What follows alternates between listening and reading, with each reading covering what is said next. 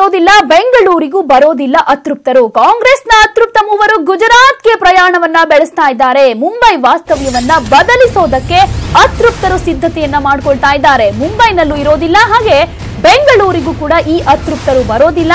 ಕಾಂಗ್ರೆಸ್ನ ಅತೃಪ್ತ ಮೂವರು ಗುಜರಾತ್ಗೆ ಪ್ರಯಾಣ ಬೆಳೆಸುವಂತಹ ತೀರ್ಮಾನಕ್ಕೆ ಬಂದಿದ್ದಾರೆ ಅಂತ ಹೇಳಲಾಗ್ತಾ ಇದೆ. ಮುಂಬೈ ವಾಸ್ತವ್ಯವನ್ನ ಚೇಂಜ್ ಮಾಡೋದಕ್ಕೆ ಸಿದ್ಧತೆಯನ್ನ ಮಾಡಿಕೊಳ್ತಾ ಇದ್ದಾರೆ. ಮುಂಬೈನಲ್ಲೂ ಇರೋದಿಲ್ಲ, ಹಾಗೆ ಬೆಂಗಳೂರಿಗೂ ಬರೋದಿಲ್ಲ.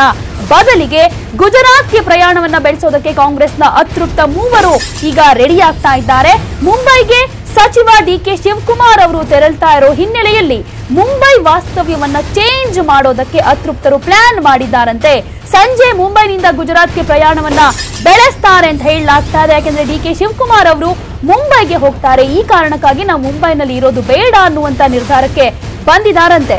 ಈ ಬಗ್ಗೆ ಮತ್ತಷ್ಟು ಮಾಹಿತಿಯನ್ನ ಕೊಡ್ತಾರೆ ನಮ್ಮ ರಿಪೋರ್ಟರ್ ಚಂದ್ರಕಾಂತ್ ಸುಗಂಧಿ. ಚಂದ್ರಕಾಂತ್, ಈಗ ಮುಂಬೈನಲ್ಲೂ ಕೂಡ ಇರೋದಿಲ್ಲ, ಬೆಂಗಳೂರಿಗೂ ಬರೋದಿಲ್ಲ ಅನ್ನೋದಾದ್ರೆ ಅತೃಪ್ತರು ಗುಜರಾತ್ಗೆ ಪ್ರಯಾಣವನ್ನ ಬೆಳೆಸ್ತಾರೆ ಅಂತ ಹೇಳಲಾಗ್ತಾ ಇದೆ. ಇದಕ್ಕೆ ಕಾರಣ ಡಿಕೆ ಶಿವಕುಮಾರ್ ಅವರು ಮುಂಬೈಗೆ ಹೋಗ್ತಾ ಇದ್ದಾರೆ ಅನ್ನೋದು, ಅಥವಾ ಬೇರೆದೇ ಕಾರಣ ಇದೆಯಾ, ಹೇಗೆ?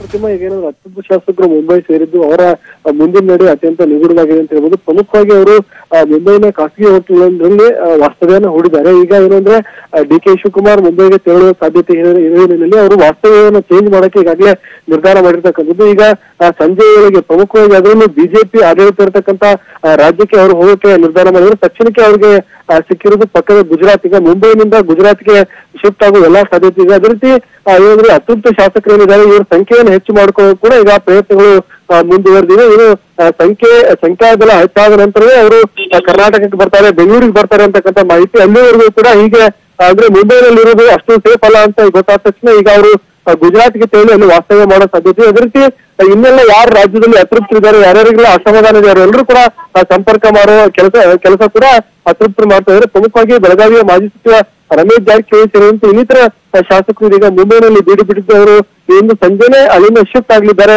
ಇದು ಒಂದ್ ಕಡೆ ಏನೋ ಒಂದ್ ಕಡೆ ಕಾಂಗ್ರೆಸ್ ನಾಯಕರಿಗೆ ಮತ್ತಷ್ಟು ಟೆನ್ಷನ್ ತಂದಿಟ್ಟಿದೆ.